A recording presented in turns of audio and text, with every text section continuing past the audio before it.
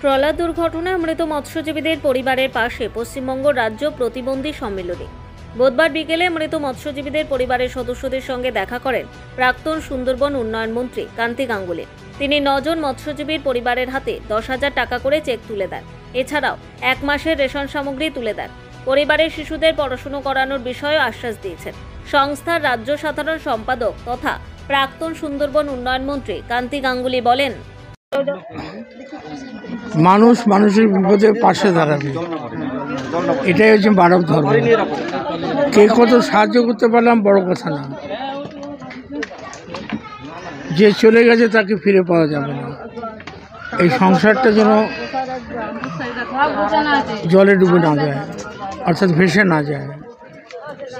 গ্রামবাসীকে আর আমরা যারা আছি সবাই পাশে দাঁড়াতে চাই। আগে মন্ত্রী ছিলাম, তখন অনেক ক্ষমতা ছিল, এখন তো আমি মন্ত্রী নেই। তবু আমাদের সংগঠনের পক্ষ থেকে প্রতিবন্ধীদের যতটুকু পারি আমরা সেই সাহায্য তুলে নিয়ে এসেছি। প্রত্যেক পরিবারকে 10,000 টাকা, 1 মাসের সমস্ত কিছু জিনিস। এর বেশি তো ক্ষমতা আমাদের নেই, ইচ্ছা আছে কিন্তু ক্ষমতা নেই। শুধু পাশে দাঁড়াবার জন্য এসেছি, সাহায্যটা বড় কথা না। এদিন পশ্চিমবঙ্গ রাজ্য প্রতিবন্ধী সম্মেলনীর তরফে বঙ্গোপসাগরে ট্রলার ডুবিতে নিহত মৎস্যজীবীদের পরিবারবর্গের প্রতি সহযোগিতা ও সহমর্মিতা জ্ঞাপন করেন।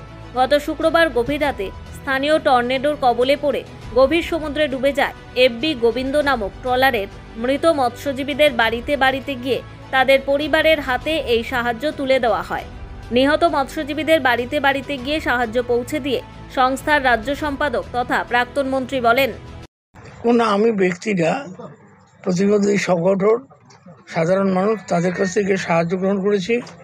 চেকে 10,000 টাকার 1 মাস তাদের চাল ডাল যা কিছু লাগে, এই সামান্য সাহায্য।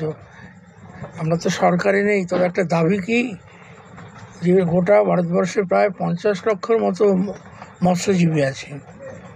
কেরালা, অন্ধ্র, তামিলনাড়ু, কর্ণাটক, অন্য সমস্ত রাজ্যে ট্রলার আছে, কিন্তু লোহা দিয়ে সেই ট্রলারগুলো, সেগুলো ডোবে না।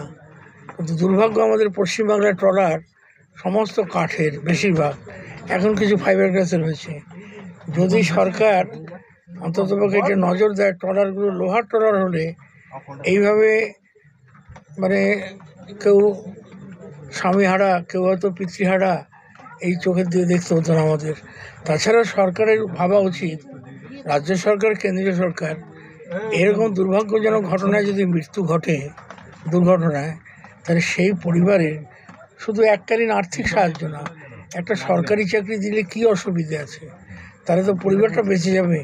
আর যারা মৎস্যজীবীরা নদী বা সমুদ্রে যায় জীবনের ঝুঁকি নিয়ে, হয়তো নিজে বাঁচার তাগিদে যায়, কিন্তু শুধুমাত্র তার বাঁচার তাগিদে আমরা বাঙালি যারা, অবাঙালি যারা, অথবা ওই গভীর সমুদ্রের মাছ বিদেশে যায়, বৈদেশিক মুদ্রা অর্জন হয়, শুধু তারা নিজেদের স্বার্থে যাচ্ছে না, দেশের স্বার্থেই তারা গভীর সমুদ্রে যায় জীবনের ঝুঁকি নিয়ে। তার দায়িত্ব কেন্দ্রীয় সরকার, রাজ্য সরকার নেওয়া উচিত। কাকদ্বীপ থেকে লতা পুরকাইতের রিপোর্ট, নিউজ দিগন্ত বার্তা।